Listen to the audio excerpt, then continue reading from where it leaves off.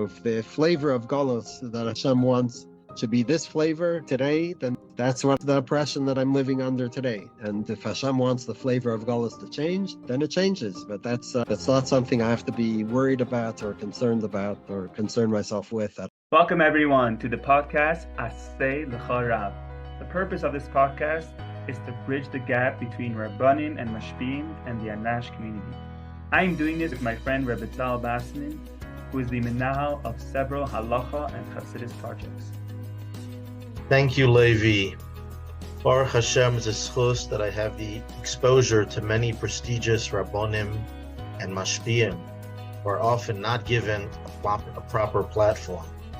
This podcast, HalachaU, will give a voice to these Rabbonim and Mashpim to share their thinking, their hashkafa, Chassidus, a deep dive into their backstory to help uplift the entire community. Please consider subscribing, liking, commenting, and sharing, because that helps the algorithm bring it to more people, which changes lives and brings Mashiach. Shalom Aleichem, Rabbi Chanoch. This is Rabbi Chanoch Rosenfeld. Yeah. Maybe tell us, give us the 60-second version of where your Makom Shlichus is and what your what primary hats do you wear as a shliach? So the place where I live is Hamilton, Ontario, which is a small city somewhere between Toronto and Buffalo, New York, just about halfway in the middle. We're on the western tip of Lake Ontario, and my primary shlichus here is with the university students of McMaster University. It's a big university, but not a big Jewish community in the university. It's a relatively smaller Jewish student population. It's a few hundred Jewish students. That's the main part of our shlichus here. And there's also a small community here in Hamilton. According to the Federation, the Hamilton has somewhere between 4,000 and 5,000 individuals that are Jewish. No one knows if that number is accurate or not accurate, but doesn't matter. There is a shul and a mikvah, and there's the basics of kosher food are available here. And an interesting thing is that the Rebbe did not want us to open a shul here in Hamilton. My shvar, Aliba Shalom, moved here in Tafshin Mem. So just about 45 years ago, right after Pesach, is when he came to visit, and then before Rosh Hashanah, he moved with a family, and my shvar and shviger were on shlichus beforehand in New Orleans at Tulane University, and it wasn't working out there because of the financial issues of the late 70s. Was at that time there wasn't enough money to support 2 Chabad houses in the state of Louisiana, so they started to look for somewhere else. And the two main places they were looking at were Syracuse, New York, and Hamilton, Ontario. And they wrote a whole letter to the Rebbe about the different pros and cons of each place.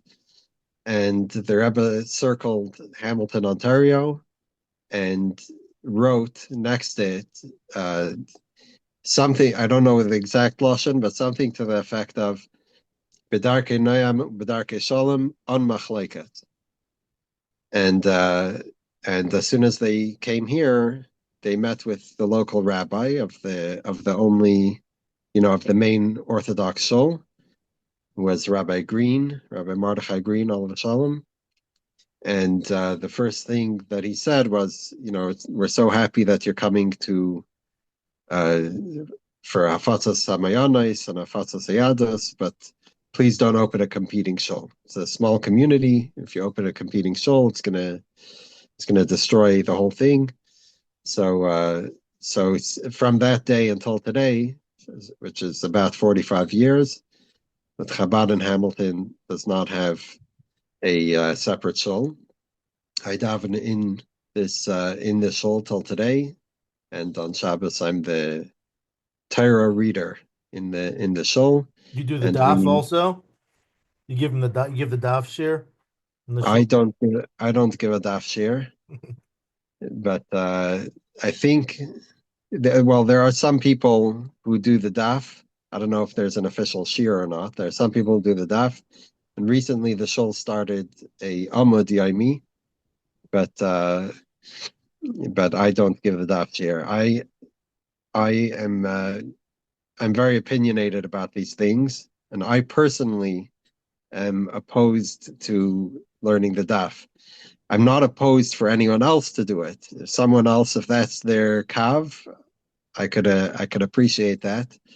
But for me personally, I'm very opposed to doing the daf myself. And the reason being is because, like what it says in the first siman of Shulchan Aruch in the Mechaber says that Taiv Ma'at Bekavana Meharbe Shalei Bekavana. And one of the Naisa Kalim, I don't remember which one, says that the same thing is for the Inyan of Limud Torah, that it has to be, it's better to do a little bit properly than to do a lot but not properly. So that was always my Zahir Tvei, if you will, was my way of learning is that it includes a lot of Chazora and especially in recent years that I've put more of an emphasis on slowing down and doing things properly and not not to race and not to rush, and have a whole seder on how I do Chazara for each subject has a different seder and Chazara, but there's no way. Tell us about this Chazora thing. It sounds very intriguing. Give us a little skira on tips for Chazora. Because I very much believe you really hit home with me when you bring up Chazara, because in the programs that Baruch Hashem I was supposed to be involved in the last couple of years, one of the, I think, I don't want to say chidushim, is the emphasis on having actual time for Chazara, where it's not just to catch up, it's actually to do Chazara, and eventually you learn one sugya and then you come back a year later and you do the sugya again. So I feel Chazara, if it's done right, it can be it can add such a chayas and a simcha and a geschmack to the learning that, at least in my days in yeshiva, I wasn't educated in Chazara so well. So, right, and especially when I know we didn't go to the same yeshiva, we're around the same age, but I was in Toronto actually 4 years. I was in Canada for 4 years in yeshiva. Not to say anything bad about Toronto, I had amazing years there. I'm sure. Until I got married, I didn't have very much association with the entire province of Ontario. Okay. I was hardly ever in the province of Ontario before I got married. But and I definitely had nothing to do with Hamilton beforehand. But yeah, so I'll mention two things. The first thing is a vart that I heard years ago from Rabbi Glick from Australia when I was at a Farbrengen that he was speaking, and he mentioned the vart of Leiv Chacham Liminai, that the way the Jewish books are printed is right to left. So when you say Leiv Chacham Liminai, the right side of the Sefer, that's the side that you already learned. And so it's the Inyan of Chazara is the Leiv Chacham Liminai. That's a Chassidus vart. But a few years ago, I went through the Hemshech V'Kacha, and somewhere in the middle of the Hemshech, I don't remember exactly where, the Rebbe Marash says that the Inyan of Chazara is the Amitis Inyan of Torah Lishma, because when you learn something the first time, which mimer do you say this is in? I don't know which mimer, but it's in the Hemshech of the Kacha. From the Marash or from the Rashab? From the Rebbe Marash. Marash, yeah, famous for Kacha. The Kacha Agadol. Vav, or what is that? Lamed? Lamed Zayin. Lamed Zayin, okay, yeah. It's the second krach of Lamed Zayin. It's the whole sefer, almost the whole sefer. There's one mimer at the end. So somewhere in there, I don't remember which mimer it's in, that it speaks about the inyan of Chazora. It speaks about lelomdei Torah in general, but the inyan of Chazora is that when you learn something the first time, then it's very interesting. So there's a little bit of a netiya of yourself that gets into the lelomdei Torah, but the true inyan of Torah Lishma is when you're learning Chazara, because then you're only doing it to learn Hashem's Torah. And if we go back to Tanya, in Tanya you have a similar message, and the whole inyan of Mea Pamim Ve'echad is also it's the same thing. Why are you doing that one time? You're doing that one time is purely for the inyan of lelomdei Torah. I hope my word earlier doesn't work against that word, because I find Chazara to be the most geschmack part of learning. So maybe we're talking about the third time and then the 20th time. I think there's so yes, after a while, when you become, in the beginning, when I started to really put a focus on Chazara, it was very hard for that reason. It was very, very hard, because you're always thirsting for something new and something more. When you go back again and again, it was very hard. But then when I learned to slow down, and I still have to remind myself to slow down sometimes, but when you learn to slow down and to focus and then think and contemplate, so then the Chazara does become more geschmack, because each time you're going deeper. You're not just going over. You're not just reviewing what you already learned. You're learning it on a new and deeper level, which is why if I'm doing, let's say, I learned this after I did the Hamshach of V'kacha, where a lot of my maimer are very short. I would learn one maimer and then move on to the next one. Whereas now, if I were to do that now, what I do now with what I learn is I would much rather learn two maimarim concurrently and over more days. Like this, there's a longer time span to chew over and think over while you're doing Chazara. So what and now about the tips and the schedule, like what is it? And you don't have to go through the nitty-gritties, but like what would be a general recommendation that works for you for Chazara that maybe others can apply to their specific situation? So before I answer that, I'll answer a different question, which you didn't ask, which is the tips and tricks on staying the course in the first place. Okay, I'm listening. You have my attention. So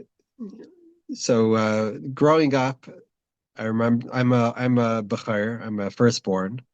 So my parents are 21 and 23 years older than me. So I got to see my parents in their young years, in their 20s, 30s. You were the guinea pig. I was the guinea pig. I'm a Bachar times five generations of Bachar. My son, anyway. So my father is a Bachar, but my grandfather was the youngest. So growing up, I remember watching my father, get in the saddle of lelomdei Torah and then fall off and get in and fall off. And when I looked around, I realized it wasn't just my father, it was my uncles and it was my friends' fathers who, everyone else who was all in the same age bracket. They all seemed to be struggling with this thing where they would start, learning more, and then they would get busy with life, and chazer chalila, go again and again, the same thing. And as a bacher, as a hot-headed teenage bacher, I was very, very passionate about learning Torah. And I said to myself that for sure I'm not going to be like that. That's for sure not going to be me. You know, learning so much about back then in yeshiva, we're learning the Friedrich Rebbe's Maimarim about Kviyas Itim and Kviyas Benefesh and Kviyas Bezban and I thought that for sure that's not going to happen to me. And then, lo and behold, there's Hashem has other plans, and had health challenges, and then had other challenges, and then I got married, and then Rechaim al Tzavare. When I moved here, it was right after my shver passed away suddenly. My father-in-law passed away suddenly 5 days before our wedding, and we moved here 8 months later to take over. Rabbi Itkin, right? Yeah, Rabbi Zalman Itkin. Zalman Itkin, okay. So we moved here 8 months later, and needless to say, jumping in as a 23-year-old into an established maisid that just suffered such a shock. It was a lot of. Was it sudden death, or was it was a sudden death? Sudden death, right? 5 days before the wedding. Wow. We had to push off the wedding for 2 days so they could finish Shiva first. They got up from Shiva in the morning. We got married that night. Wow. But so what happened was at the end afterwards was that okay, in the beginning it was still relatively easier to still maintain regular shiurim, aside from Chitas and Rambam, but to maintain regular Torah study. But then as things got busier and then it wasn't just myself and my wife, we already started having children, and things got very hectic, and I found myself also falling off the wagon and getting back on and falling back off and getting back on, and I found myself in the same pattern that I witnessed as a child. And every time you feel bad and you try to get back on, and you do it for a while, and then some major thing happens and you become really busy, or you become really stressed, or really whatever, and it becomes very difficult. So what actually worked to break that pattern, I don't remember which year it was, but it was definitely before COVID, maybe a year or 2 or 3 before COVID, at some point, when I made a achlata that every day I decided on what my shiurim are, my basic shiurim, and every day I have to do these shiurim. And what does that mean? What that means is, let's say my shiur in Chassidus is a shiur that's every day, 7 days a week, 365 days a year. So what that meant was that even if it's late at night, and even if it's very hard, even if it's after the Seder, 2 a.m. and after Arba Kaisis and everything, to sit down and learn, at least, to sit down for the basic shiur, that it shouldn't go by without doing it. And the same thing with the shiur in Gemara. My shiur in Gemara is not a 7-day-a-week shiur. I only took on for 5 days a week. When I took it on, I excluded Shabbos and Yom Tov and Erev Shabbos and Erev Yom Tov. If it works, then sure. But I'm not. I wasn't mechayev myself to do those days. But the same thing, the same nekuda is there. That if it's a day that I have a shiur Gemara, that means that even if what if you're midnight, like have the cold? What if you're a little sick? What do you do on that day? So the point being that even if you're so tired, and you're sick, and you're this and that, and you're going to have to learn it again tomorrow because whatever you're reading now, your eyes are glazing over, that I still went ahead and did it anyways. That was the point, is that it became a thing that you, just like you can't you can't go by a day without davening mincha. If you're sick, then you're still going to daven mincha. You You'll haven't daven missed a fasting. day in 4 years from these kviyasin? I missed a few days after I had my neck surgery last year.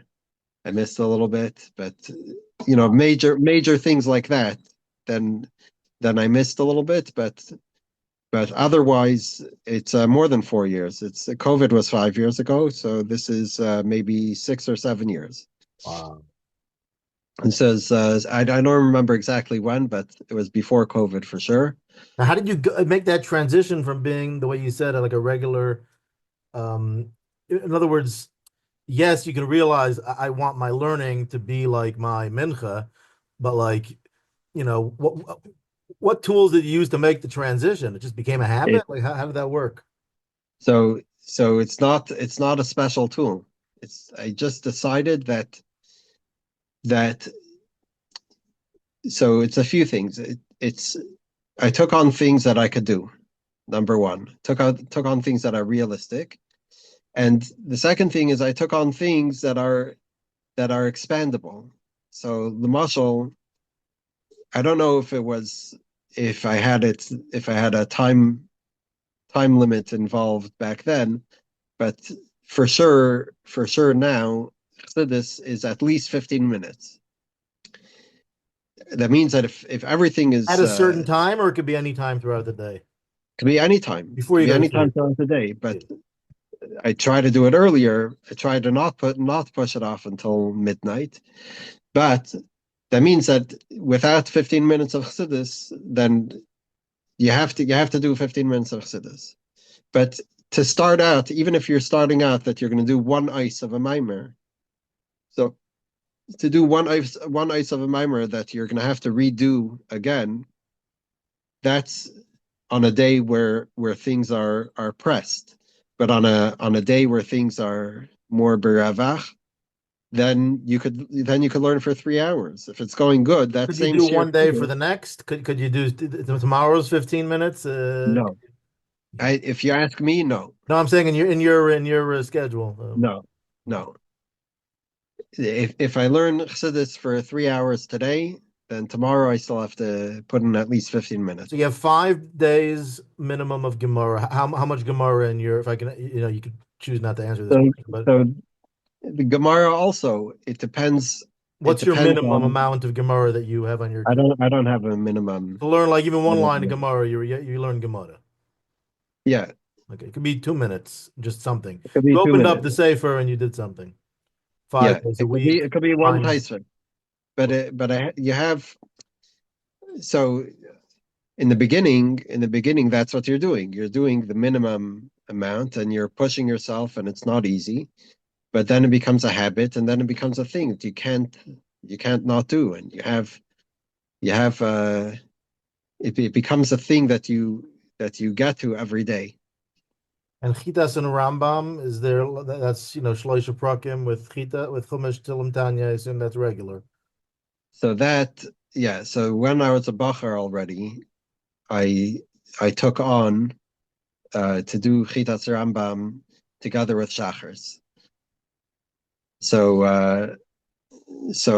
that wasn't such a. I wasn't falling off the wagon in terms of chitas and Rambam. So the idea there was that it's not covered for the Rebbe's takana to be falling asleep on the Rambam at night, and so that was my thinking back then. So in my mind, part of Shachars is to learn chitas and Rambam. So in different years, it played out in different ways. So, for example, when my children were small and they were little, and I was getting them ready for school. So in between their kratzing and getting dressed and whatever, when I had 5 minutes here and 10 minutes there, so that's when I squeezed in chitas and Rambam in between getting them dressed and getting them ready for school. That's when I would do it. These days it's a little different. I'm usually chitas before davening, Rambam after, but either way, that's That's how I do it.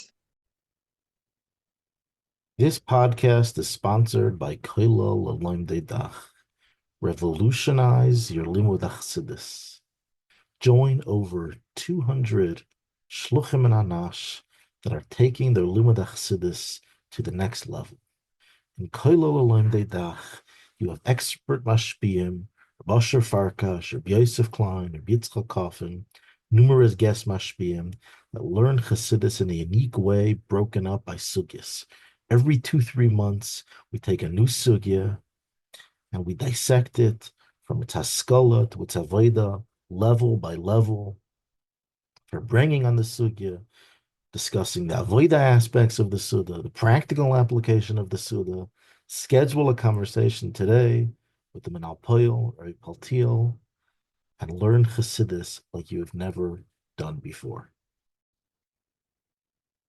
This podcast is sponsored by Kolel Lerabonei Chabad. Kolel Lerabonei Chabad is a community of experienced Rabbonim, aspiring Rabbonim, over 100 Shluchim and Anash from around the world, staying fresh in sugyas of community Rabbonos, learning over 8 to 10 hours a week, Gemara, Tur, Beis Yosef, Rosh Kollel, Sgan Rosh Kollel, senior poskim, follow-up, chavrusa placement, to be able to stay fresh in these sugyas and to learn not just shimush and practical psak, but also shimush in the room of Rabbanos. The Kollel has so far learned over the past 2 years the sugyas of Tvilas Kelim and Agalas Kelim, Hilchas Nida, and we're soon going to be starting Hilchas Mikvois, and you can join at any time. Schedule a conversation with the Rosh Kollel today at kolellerabonei.org. I just want to make sure we get back to the tips for Chazora. So unless you have still more to get to about the tips for Chazora, and I also want to hear what sort of changes did you see in your life after you made this change 5 years ago? So what kind of changes is, well, I don't know if I could point at a specific thing. One thing is for sure is that the more you focus on limud Torah and the less you focus on all the narishkeit that's in the world, the more you become like the description of the Mittler Rebbe, which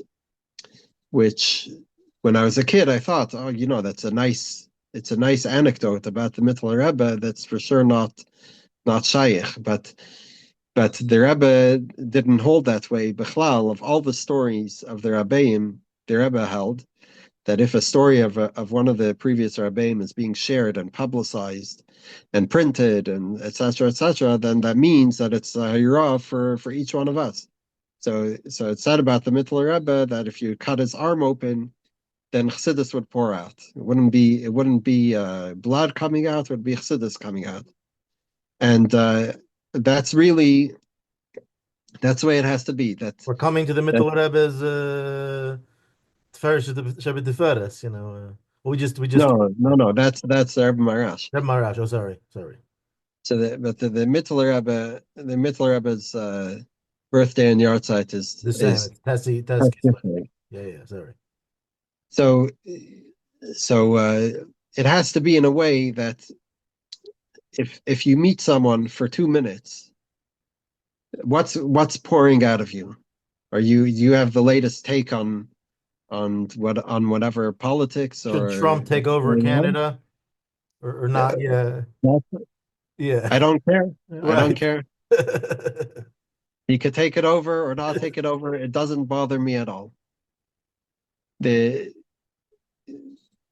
People ask me here if I'm an American, and I say no. Are you Canadian? I say no. So what are you? I explain to people that I'm a displaced person in Golos. And sometimes they'll chuckle, like, okay, very cute. And I tell them that I mean it with 100% sincerity. I happen to carry 2 passports. I'm Canadian and American, but that's not who I am. I'm not Canadian. I'm not American. This is not part of my identity. This is just a piece of paper that you use to cross international borders when you're traveling. But it has nothing to do.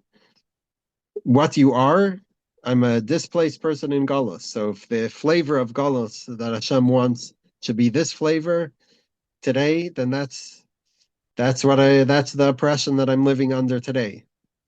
And if Hashem wants the flavor of Galus to change, then it changes. But that's not something I have to be worried about or concerned about or concern myself with at all. But coming back to the Chazora, so when you focus to slow down, that there's no rush, you don't have to finish this amount within this time, then you're going to focus more on making sure that you understand, and you don't have to run to the next thing. It's more important to focus on what you're learning right now. So of course, the tendency to run further and to finish things is always there, and it never goes away. But what it means now is that I'm planning what I'm learning based on what I think I could realistically do within this time frame.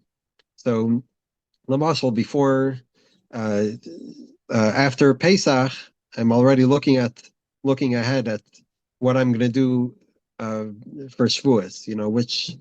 Which Maimarim and things I'm going to do for Shvuas. So, and then you try to fit it in.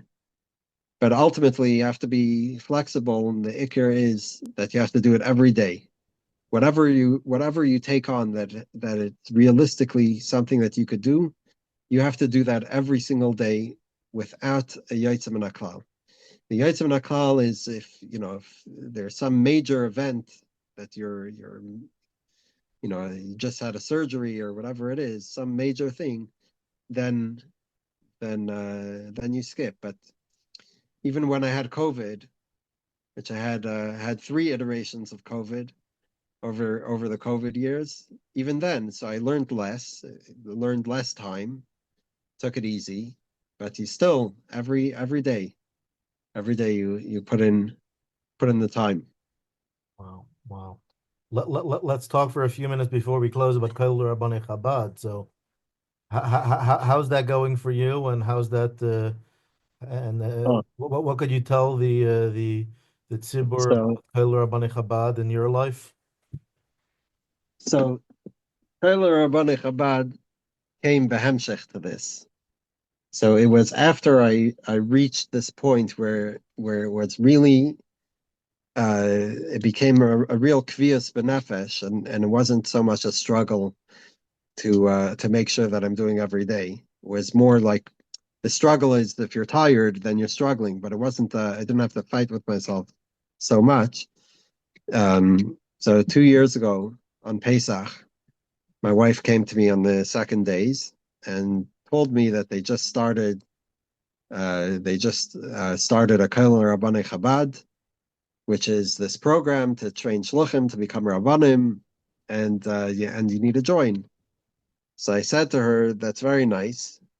She's going on the record now. She's going on the record. Okay. I'm on the record. She's going on the record. That's fine. That's fine. Okay. So I said to her, "That's very nice, but that's not for me." And she says that it is for you. I said, "Well, look, if it's about increasing in lelomdei Torah, then okay, fine. I could increase my lelomdei Torah. I'm ready for that. But you know what an achrayus it is, what a responsibility it is to paskin a shaila, that a woman comes to you with a shaila, and you're going to say that she's allowed to be with her husband when she's really a nida, or you're going to say she's not allowed to be with her husband when she's not a nida, or you're going to say on something that's kosher that it's treif, or on something that's treif that it's kosher. That's a tremendous responsibility, and that's not. I can't take such responsibility. And she kept coming to me with counter arguments of why I should do it. And what were her counter arguments? I don't remember all of them, but I'll share the last one. So she kept coming with counter arguments why I should do it, and every argument that she came with, I had a counter argument to knock it away, and this was going on for I don't know how many days that we were we had this argument back and forth on whether I should do it or not do it, until she came to me with an argument that I cannot refute, which is that people are already coming to me with their questions as if I'm a Paisik, and therefore I should get qualified. So for that I have no counter argument because it's right. It's true. It's 100% true. So I said, okay, you know what? Every Monday, I write to the Rebbe. I write a Dach about everything that went on during the week. So in the coming Monday, I'll write to the Rebbe, and if the Rebbe says that I should join the Kollel, then I'll join the Kollel. So Kachava came the next Monday. In my regular Dach that I wrote to the Rebbe, I wrote about my wife's taina of why I should join the Kollel, and my counter taina of why I shouldn't join the Kollel, and why her final taina, and that I have no answer for that. But if the Rebbe wants that I should join the Kollel, then the Rebbe should please let me know that he wants me to join the Kollel. Okay, so I put the letter in the mimer like I do every week, and that was it. It comes almost a week later on Sunday night. I'm gonna find the page here, and I opened the Likkutei Semichas to learn the weekly sicha of the project Likkutei Semichas that I have been a part of since the beginning, and it opened up to the back where there's the Michtav Klali, the Michtav Klali of Shabbos HaGadol Tafshin Lametes, and it opened up to page 437, and my eyes fell right on the beginning of after the next three dots. There's the Michtav Klali is broken up into sections. My eyes fell right in the beginning of a section which speaks about the unity between an individual with another individual, and the individual with the collective, so the Yachid with the Yachid, and the Yachid with the Klal, and what it has to do with Pesach, and how we all unite with each other. And for this, it is demanded, first of all, to jump over the limitations of your own seichel, your own intellect, and your own emotions, and to lift yourself up above all things that are disturbing and constraining and limiting you from the inside or from the outside, until you reach the true Yetzias Mitzrayim, the true freedom of the Pintel Yid. And then the Rebbe, in the last paragraph of this section, the Rebbe says that in practical terms, this means that everyone has the kaiches.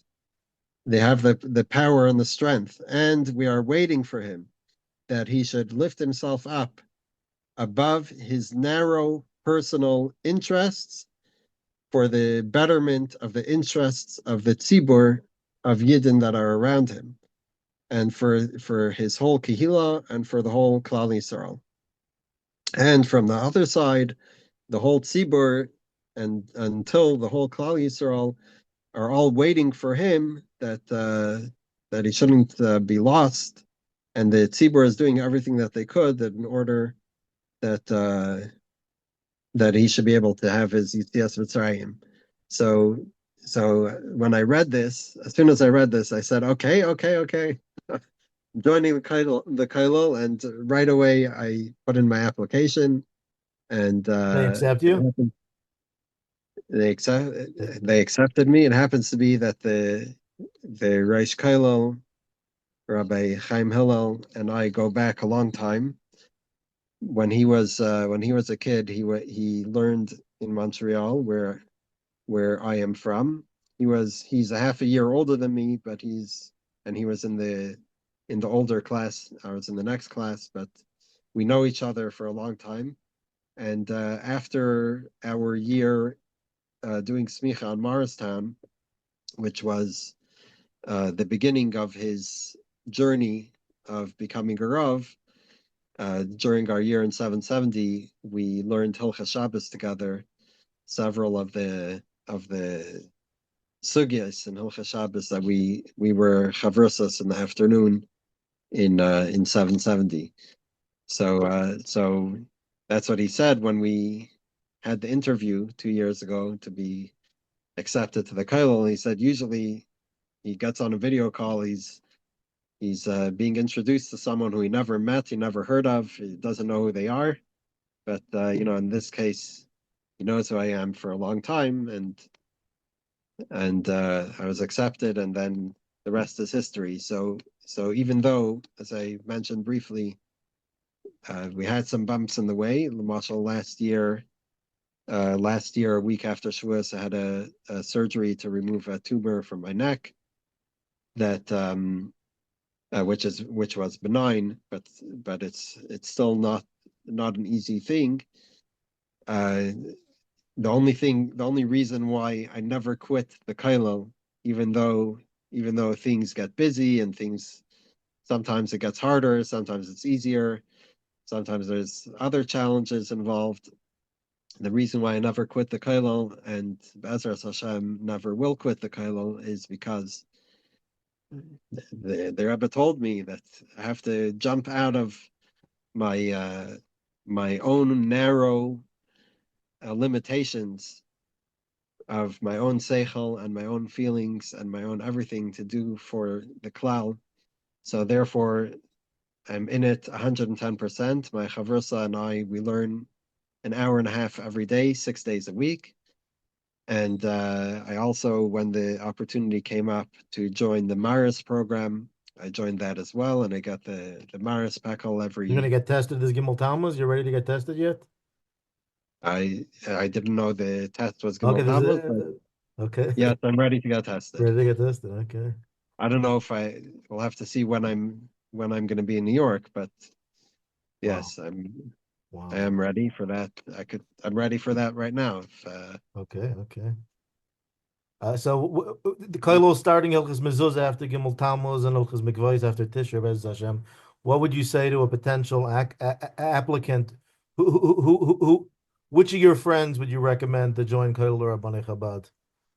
That you'll have to ask me off the record. What's the schnit? Who's the schnit? What's the person looking for? What would he find here?